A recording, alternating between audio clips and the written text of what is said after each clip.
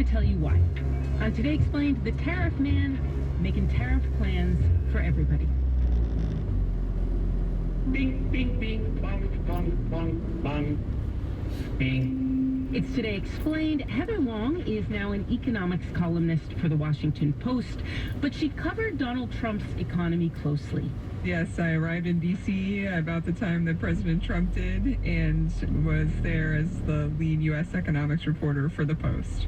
So the story that Donald Trump tells about the Donald Trump economy is that during his presidency, the economy did really, really, really great. We had the greatest economy in the history of our country. There was never a greater economy. And then COVID came along and messed things up at the end, but that was not President Trump's fault. And up until then, things had been really good. What was Donald Trump's economy really like? I would call it a sugar high.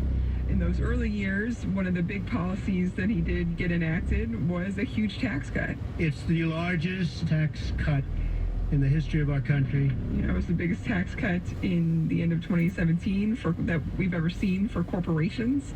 And sure enough, 2018, we saw a pretty good surge. 3% GDP is a pretty boomy year for a U.S. economy that normally grows around 1.9%. So in that sense, his little narrative was correct, but the two caveats to that are they also added a lot to the debt, and the final part is the other part of the Trump economy was just so much insecurity. As a reporter, you would set your alarm for 5 a.m., 6 a.m., 7 a.m. in the morning, and I literally, wake up and say, did we get a tweet? Markets are falling after President Trump announced on Twitter that he is ending all negotiations on any sort of coronavirus relief deal. And what would that mean for the economy? For the first time ever, we were asking this question. Okay, so Donald Trump assumes the presidency early in 2017, and what did he promise he was going to do over his term? He made a ton of promises. Number one that everybody remembers is his America First language. We're going to have strong, incredible borders. We're going to build a wall. It's going to be built. In economic terms, that meant restricting immigration, which they did do. It also meant the trade war, big tariffs against China. We have a $500 billion trade deficit with China. We're going to turn it around. And they also did tariffs on steel and aluminum products on many countries around the world. Another interesting economic promise that's laughable looking back is Trump on the campaign promised to eliminate the national debt in 8 years. Obviously, he was only in office for 4, but when he took office, the national debt was around $20 trillion, and when he left, it was $28 trillion. So certainly did quite the opposite of eliminating the national debt. Walk me through a couple of things that happened. So Donald Trump promises a trade war with China, and then he gives us one. And how does that turn out? How does that unfold? He put massive tariffs on China. Amazingly, that most of them are still on. We are still buying a lot of goods from China. We were doing it during the Trump years, but there has been a shift of some business and some trade away from China, and you can see the huge explosion in trade with the United States and Vietnam and Laos and other countries, Thailand and Southeast Asia. In terms of how it works for regular people, there's no doubt if you look at any economic analysis of this, that it made goods more expensive here. There's various estimates out there, but it definitely added, up to a couple $100s a year, because a tariff is another word for a tax. Then let's go through the promise about the border. Trump was more or less saying, I'm going to lock down the border so that immigrants don't take American jobs. How did that end up playing out? They did restrict immigration quite a bit.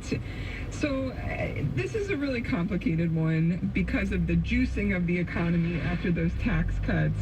We do see a pretty good hiring boom. It really starts in mid-2018 when the unemployment rate goes under 4% and ultimately hits a 50-year low.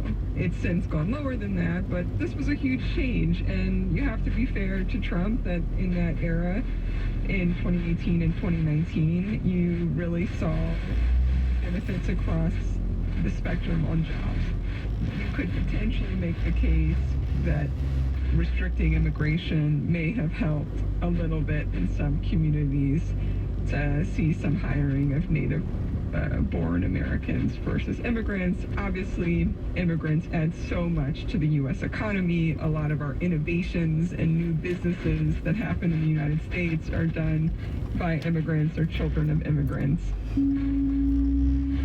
What did the business community think of Donald Trump? Bankers and CEOs, did big business like him? Yes and no.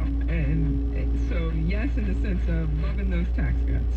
I remember when they were negotiating in 2017, a lot of business leaders told me that they would be really happy if we got to about 25% on the corporate rate. Ultimately, they got to 21. At the same time, it's hard to underscore how much chaos there was in the administration. And, obviously waking up every day to these threats of more tariffs or to crazy stuff, like the day that news broke he might want to buy Greenland. Essentially, it's a large real estate deal.